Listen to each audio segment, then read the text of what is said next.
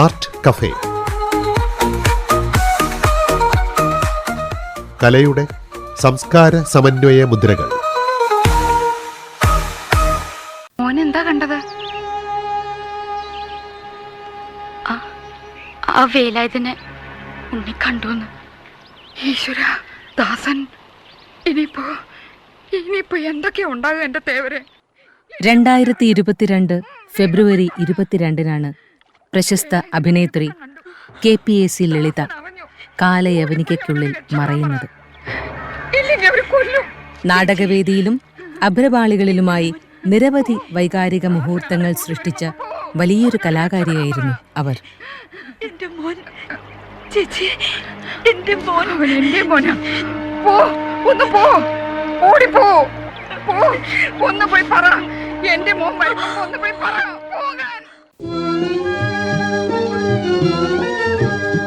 KPAC ലളിത എന്ന അതുല്യയായ പ്രതിഭ സ്വന്തം പേരിനോട് വിളക്കിച്ചേർത്തിട്ടുള്ളത് പ്രശസ്തമായ ഒരു നാടക ട്രൂപ്പിന്റെ പേരാണ് എന്ന് അറിയാത്തവരുണ്ടാവില്ല. പക്ഷേ ആ നാടക ട്രൂപ്പുമായി ഈ അഭിനേത്രി വെച്ചു പുലർത്തിയിരുന്ന ആത്മബന്ധത്തിന്റെ ആഴവും പരപ്പും എത്രമാത്രമെന്നത് ആർക്കും അറിയാത്ത ഒന്നാണ്. അത് KPAC മാറ്റി നിർത്തി എനിക്ക് പറയാൻ പറ്റില്ല. കാരണം KPACയുടെ നാടകത്തിൽ നിന്ന് തന്നെയായിരുന്നു സിനിമയിലേക്കുള്ള എൻ്റെ തുടക്കം. KPACയുടെ കൂട്ടുകുടുംബം എന്ന നാടകം സിനിമയാക്കിയപ്പോൾ അതേ നാടകത്തിൽ അഭിനയിച്ച അതേ കഥാപാത്രം തന്നെ സിനിമയിൽ അഭിനയിക്കാൻ വേണ്ടി എന്നെ അവർ ക്ഷണിച്ചു. അങ്ങനെയാണ് എൻ്റെ തുടക്കം. KPAC ലളിത ആകാശവാണിയുമായി പങ്കുവച്ച അനുഭവങ്ങളിൽ നിറയെ ആ പഴയ നാടകകാലമാണുള്ളത്. ഒരുപാട് KPACയുടെ അനുഭവങ്ങൾ എന്ന് പറഞ്ഞു കഴിഞ്ഞാൽ എനിക്ക് ശരിക്കും പറഞ്ഞാൽ ഒരാഴ്ച ഇരുന്ന് പറഞ്ഞാലും തീരത്തില്ല. ചിരിക്കാനുള്ള സംഭവങ്ങളും ഉണ്ട്, കരയാനുള്ള സംഭവങ്ങളും ഉണ്ട്. അങ്ങനെ ഒരു ജീവിതമായിരുന്നു 8 വർഷം KPACയിൽ. ഞാൻ ആദ്യം KPAC ചെല്ലുമ്പോൾ ഒരു അഭിനേത്രി ആയിട്ടല്ല ചെന്നത്. എല്ലാ വേഷങ്ങളും കൈകാര്യം ചെയ്യാനും ഡാൻസ് ചെയ്യാനും പാട്ട് പാടാനും ഒക്കെ കഴിവുള്ള ഒരു കുട്ടിയെ വേണമെന്ന് പറഞ്ഞിട്ടാണ് അവരന്വേഷിച്ചുകൊണ്ടിരുന്നത്. എങ്ങനെയെങ്കിലും KPACയിൽ ഒരു അവസരം കിട്ടണമെന്ന് വിചാരിച്ച് ഞാൻ പാട്ടറിയാൻ വയ്യെങ്കിലും തന്നെ KPACയിൽ ഒരു പാട്ട് പാടി അവരെ ആകർഷിക്കാൻ നോക്കി. എനിക്ക് അവസരം കിട്ടി. അങ്ങനെ ഞാൻ KPACയിലേക്ക് വന്നു. ആദ്യമായിട്ട് നിങ്ങളെന്നെ കമ്മ്യൂണിസ്റ്റാക്കി എന്ന നാടകത്തിൽ 2 പാട്ട് പിന്നണി പാടിക്കൊണ്ടാണ് രംഗപ്രവേശനം ചെയ്തത് തന്നെ. പിന്നീട് KPAC നാടകങ്ങളിൽ തുടർന്ന് ഒരു പിന്നണി ഗായികയുടെ സ്ഥാനം എനിക്ക് അവർ നൽകി. അങ്ങനെ തുലാഭാരം നാടകത്തിൽ പാട്ടുപാടി അഭിനയിക്കുന്ന ഒരു രംഗം ഉണ്ടായിരുന്നു. അതിലൊരു പാട്ടുണ്ട്, അകത്തിരുന്നു തിരിതെറുത്തു പുറത്തു വന്ന് തളിരിട്ടു. ഇത് ദക്ഷിണാമൂർത്തി സ്വാമിയായിരുന്നു എൻ്റെ മ്യൂസിക്. ഈ പാട്ട് റെക്കോർഡിലും ഞാൻ തന്നെയാണ് പാടിയിരിക്കുന്നത്. അങ്ങനെയും എനിക്കൊരു ഭാഗ്യം കിട്ടി KPACയിൽ നിന്ന്. ആ പാട്ട് നല്ലൊരു പാട്ടാണ്.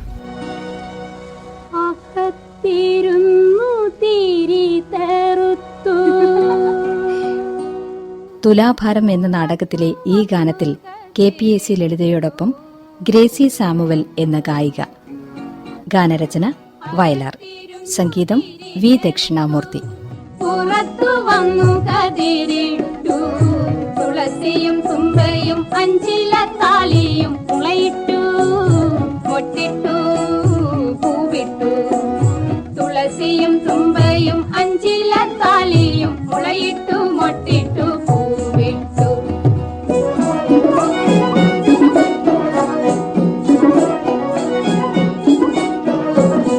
മാലില്ലം നല്ല നടുമുറ്റം, നടുമുറ്റത്തൊരു മന്ദാരം, താനേ കിളിർത്തൊരു മന്ദാരം. മാലില്ലം നല്ല നടുമുറ്റം, നടുമുറ്റത്തൊരു മന്ദാരം, താനേ കിളിർത്തൊരു മന്ദാരം. ആ മന്ദാരപ്പൂവിൻ മാറിലുറങ്ങും ചന്ദനത്തുമ്പി തൻ നാടേത് വീടേത്, അവൻ ചൊല്ലിയ ശൃംഗാരമന്ത്രമേത്. അകത്തിരുന്നു തിരി ചെറുത്തു പുറത്തു വന്നു കതിരിട്ടു. തുളസിയും തുമ്പയും അഞ്ചില താലിയും മുളയിട്ടു പൊട്ടിട്ടു പൂവിട്ടു. തുളസിയും തുമ്പയും അഞ്ചില താലിയും മുളയിട്ടു മൊട്ടിട്ടു പൂവിട്ടു.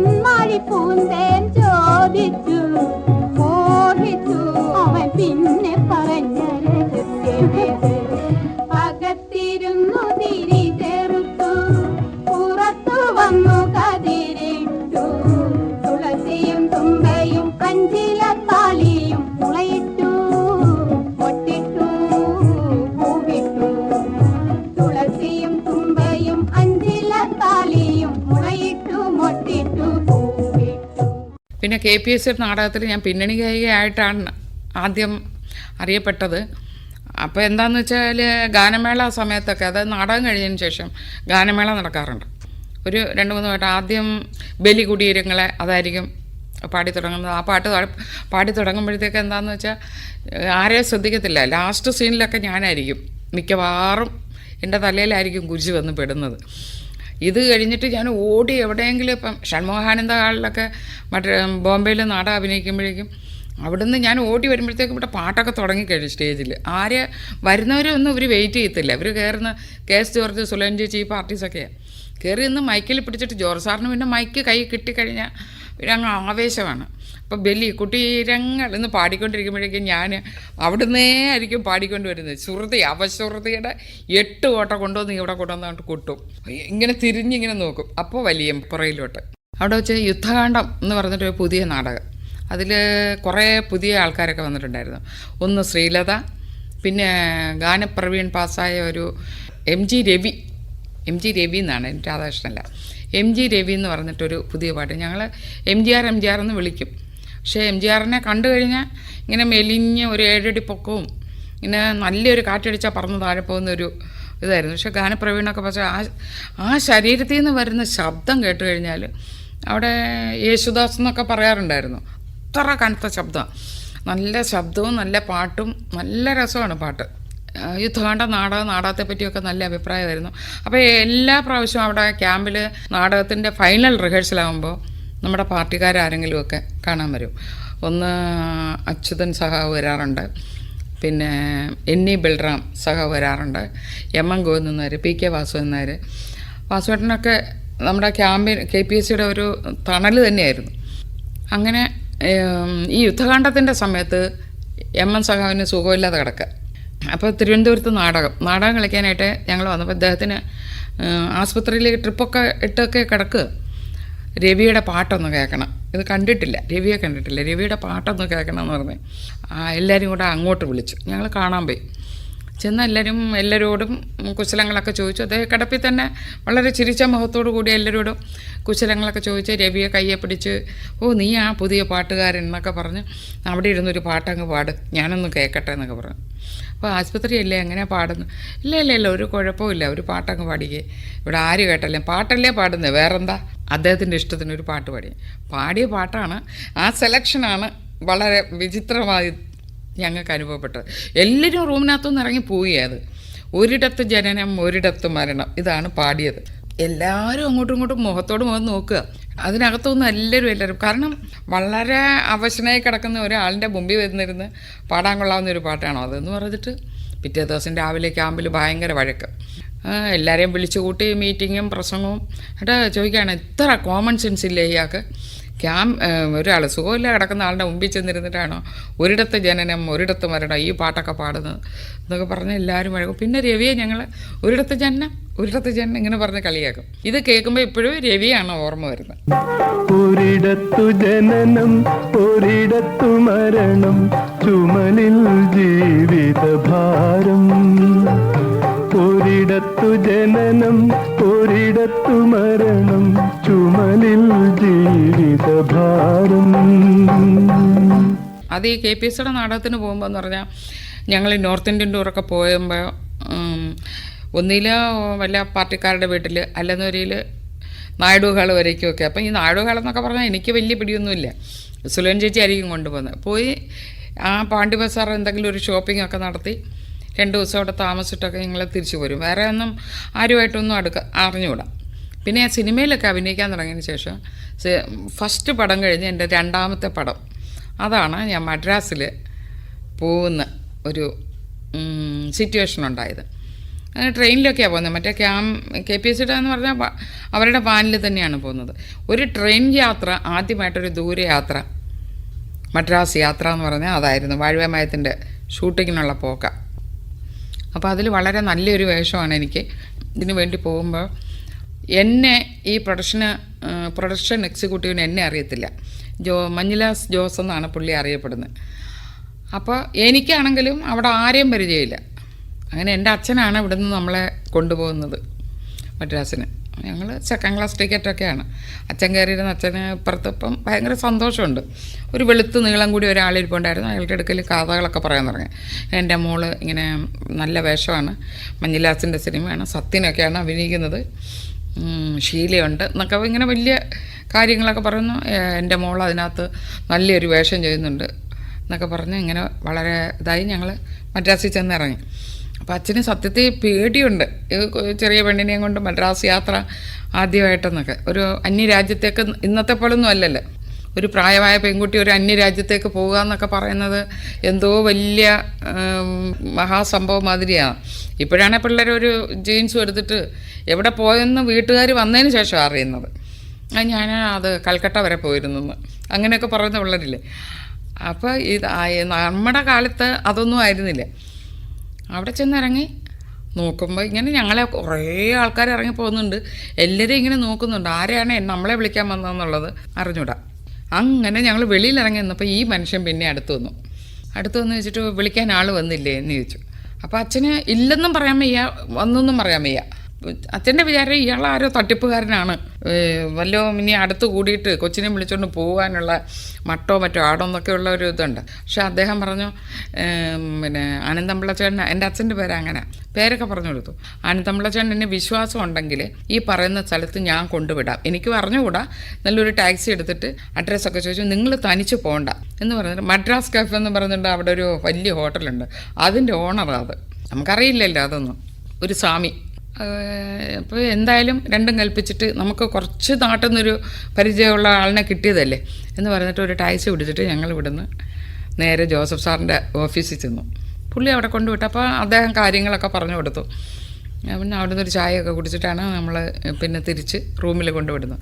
അപ്പോൾ ജോസഫ് സാറ് ഈ ജോസിനോട് പറഞ്ഞയച്ചത് നല്ല ഹൈറ്റുണ്ട്, നല്ല വെളുത്തിട്ട് മുടി പിന്നിയിട്ടിട്ട് പിന്നെ പാവാടയും ആബ്സാരിയായിരിക്കും. ഈ പാവാടയും ആബ്സാരി കൊടുത്ത പിള്ളേർ എത്ര പേരുണ്ട്, എന്തുമാത്രം. ജോസോട് നമ്മളോട് പറഞ്ഞിരിക്കുന്നത് അധികം പൊക്കം ഇല്ലാത്ത ഒരാളവിടെ വന്ന് നിൽക്കുമെന്ന്.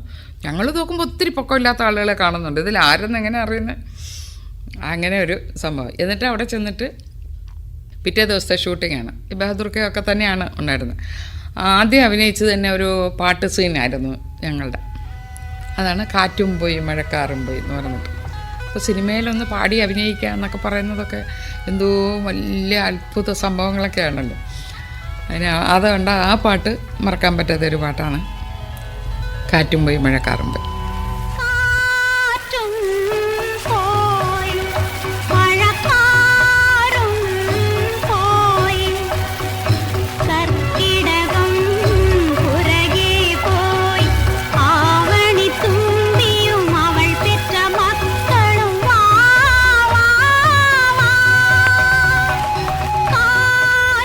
അനുഭവങ്ങൾ പാളിച്ചകൾ എന്ന് പറഞ്ഞിട്ട് മഞ്ഞിലാസിൻ്റെ ഒരു പടം. അതും സേവ് സാർ തന്നെയാണ് ഡയറക്ടർ. അപ്പോൾ എനിക്ക് കൂടുതൽ അങ്ങ് അടുപ്പമായി. എൻ്റെ അടുത്തടുത്ത് 2-3 പടങ്ങൾ അദ്ദേഹം തന്നെയാണ് ചെയ്തത്. അങ്ങനെ ആ പടത്തിൻ്റെ ഔട്ട്ഡോർ ആലപ്പുഴ ആ ഭാഗത്താണ്. അന്ന് വൈകുന്നേരം എനിക്ക് നാടകമുണ്ട്. കാലത്ത് തന്നെ വന്ന് ഇതേമാതിരി ഒരു പാട്ട്, കല്യാണി കളവാണി എന്ന് പറഞ്ഞിട്ട് തത്തയെ വെച്ച് കളിപ്പിക്കുന്നൊരു പാട്ട്. ഉച്ചയായപ്പോഴത്തേക്ക് എൻ്റെ വർക്ക് തീർന്നു എന്നെ നാടകത്തിന് അയക്കുകയും ചെയ്തു. ആ വർഷം മാധുരിക്ക് ഏറ്റവും നല്ല ഗായികയ്ക്കുള്ള അവാർഡൊക്കെ ഈ പാട്ടിനായിരുന്നു. പിന്നെ അതിൻ്റെ ആ ഒരു പ്രത്യേകത എന്ന് പറഞ്ഞാൽ ആ സിനിമയിൽ ഒരു ഫീമെയിൽ വോയിസ് ഈ മാധുരിയുടെ ഈ പാട്ട് മാത്രമേ ഉള്ളൂ. അതിൽ ഷീലയാണ് മെയിൻ ക്യാരക്ടർ എന്ന്. അവർക്ക് പാട്ടില്ല. ഇപ്പോഴത്തെ ഇതിലൊന്നും അങ്ങനെയൊന്നും ചെയ്യത്തില്ല. സിനിമയുടെ രൂപം തന്നെ മൊത്തം മാറിപ്പോയില്ലേ. അങ്ങനെയുള്ള ഒരു പാട്ടായിരുന്നു അത്.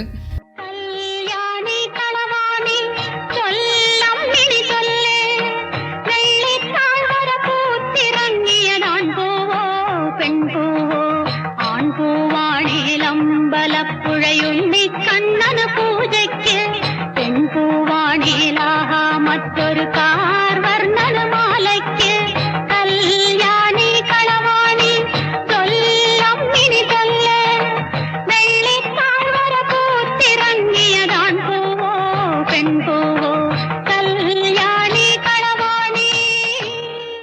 അല്ല, നമുക്ക് പെണ്ണുങ്ങൾക്ക് എല്ലാവർക്കും ഒരു ആഗ്രഹം കാണുമല്ലോ, ഒരു കല്യാണം കഴിക്കണമെന്നും കുട്ടികളുണ്ടാവണമെന്നും.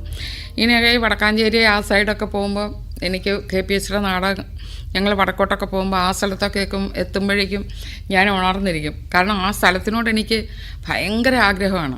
അപ്പോൾ എനിക്ക് വെറുതെ മനസ്സിൽ തോന്നും, ഞാൻ ഭയങ്കര ഗുരുവായൂരപ്പൻ ഭക്തയായിരുന്നു കേട്ടോ.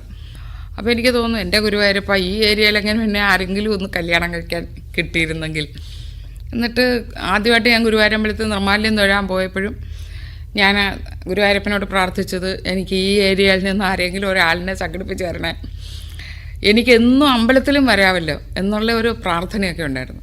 ഭഗവാൻ എനിക്ക് എൻ്റെ പ്രാർത്ഥന കേട്ടു. എനിക്ക് ആ സ്ഥലത്ത് തന്നെ ഉള്ള അടുത്തുള്ള ഒരാൾ കല്യാണം കഴിച്ചു, ഭരതൻ. അത് കഴിഞ്ഞിട്ട് പ്രത്യേകിച്ച് പറയാനാണെങ്കിൽ ആ കുടുംബം മുഴുവനും ഗുരുവായൂരപ്പ ഭക്തനും ഭക്തയും ഒക്കെ ആയിരുന്നു. അദ്ദേഹത്തിനെ തന്നെ ഗുരുവായൂർ അമ്പലത്തിൽ ഭജന ഇരുന്നിട്ടാണ് ഉണ്ടായെന്നൊക്കെയാണ് പറയുന്നത്. എന്തായാലും അദ്ദേഹം ഒരു പടം എടുത്തു, ഗുരുവായൂർ കേശവൻ എന്ന് പറഞ്ഞിട്ട്. ആ പടത്തിൻ്റെ ഷൂട്ടിങ്ങൊക്കെ കഴിഞ്ഞിട്ടായിരുന്നു ഞങ്ങളുടെ കല്യാണം. അങ്ങനെ ഒരു അനുഭവം എനിക്ക് ഉണ്ടായിട്ടുണ്ട്. പക്ഷേ ഒരു കാര്യം മാത്രമേ ഉള്ളായിരുന്നു, ദുഃഖമായിട്ടുണ്ടായിരുന്നു. കാരണം ഞാൻ പാട്ട് പാടാൻ സമ്മതിക്കത്തില്ല. പാടിയ ഉടനെ അദ്ദേഹം പറയുന്നത് എന്താണെന്ന് വെച്ചാൽ, അയ്യോ ബാത്റൂമിൽ കയറി എന്ന് പാടണേ, നമുക്കിവിടെ സൗകര്യം തരണേ എന്നുള്ളൊരു ഇതുണ്ടായിരുന്നു. കാരണം എൻ്റെ പാട്ട് പോരാന്നാണ് അദ്ദേഹത്തിൻ്റെ ഒരു അഭിപ്രായം. KPSC വിട്ടതിന് ശേഷം പിന്നെ ഈ പാട്ട് പാടലൊക്കെ നിർത്തിയെന്ന് ഞാൻ പറഞ്ഞില്ലേ. പിന്നെ എനിക്ക് ഈ പാട്ട് പാടാനുള്ള അവസരം കിട്ടിയത് എപ്പോഴെന്ന് വെച്ചാൽ, ഇന്ത്യക്ക് വെളിയിൽ ഒരു സ്റ്റാർ നൈറ്റ് പോകും. അപ്പോൾ അങ്ങനെ ഒരു പ്രാവശ്യം പോയപ്പോഴത്തേക്കും പ്രിയനും ഒക്കെ ഉണ്ടായിരുന്നു. എല്ലാവരും ഞങ്ങൾ അമേരിക്കയിലൊരു പ്രോഗ്രാമും അതിൻ്റെ കൂട്ടത്തിൽ ഒരു പടത്തിൻ്റെ ഷൂട്ടിങ്ങും, അക്കരെ എന്നാണ് പടത്തിൻ്റെ പേര്. ഈ പടത്തിൻ്റെ ഷൂട്ടിങ്ങും ഇത് രണ്ടും കൂടെ ചേർത്തിട്ടാണ് ഞങ്ങൾ പോകുന്നത്. അപ്പോൾ അവിടെ ചെല്ലുമ്പോഴേക്കും ഒരു പാട്ട്, അപ്പം അപ്പം ഞാൻ പറയും, എത്രയോ നാളായി ഞാനിപ്പോൾ ഈ പാട്ടൊക്കെ പാടിട്ട് പോകുന്നത്, പാട്ട് പഠിക്കാത്തവർക്ക് ഈ ശ്വാസം കിട്ടുക എന്നൊക്കെ പറയുന്നത് ഇത്തിരി ബുദ്ധിമുട്ടാണ്. അത് ഇപ്പോൾ എനിക്ക് വളരെ കൂടുതലാണ്, അതുണ്ടാവില്ല. പിന്നെ ശ്രുതി ഉണ്ടാവില്ല. പണ്ടേ അവശ്രുതിയുടെ 8 കോട്ടയായിരുന്നു. അതിൻ്റെ കൂട്ടത്തിൽ ഇപ്പോൾ പാടാൻ പോയാൽ ഇനി ശ്രുതിയൊക്കെ തെറ്റും. അതുകൊണ്ട് വേണ്ട. ഇല്ല, ചേച്ചിയുടെ പാട്ട് കേൾക്കാൻ വേണ്ടിയിട്ടല്ല അവിടെ ആരും ഇരിക്കുന്നത്. അതിനൊക്കെ ഞങ്ങൾ വേറെ ആളിനെ കൊണ്ടുപോകുന്നുണ്ട്. എന്നാലും സ്റ്റേജിൽ ഇങ്ങനെ വന്ന് നിന്നിട്ട് ഒരു പാട്ട് പാടുന്നു, KPSCയുടെ പഴയ ആർട്ടിസ്റ്റ് ഒരു പാട്ട് പാടുന്നു എന്ന് പറയുമ്പോൾ നമ്മുടെ മലയാളീസിനൊക്കെ ഭയങ്കര ഇഷ്ടമാണ്. അതിന് വേണ്ടിയിട്ടാണ്. അതുകൊണ്ട് ചേച്ചി ഒരു പാട്ട് സെലക്ട് ചെയ്തോളൂ. അന്ന് ഞാൻ സെലക്ട് ചെയ്തതാണ് ചെപ്പ് കിലുക്കണ ചങ്ങാതി, KPSCയുടെ പാട്ട്.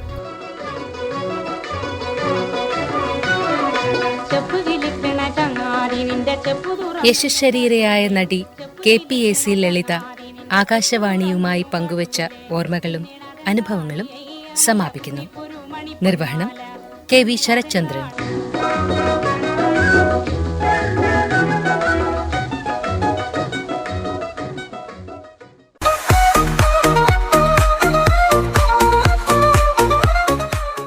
ആർട്ട് കഫേ, കലയുടെ സംസ്കാര സമന്വയ മുദ്രകൾ.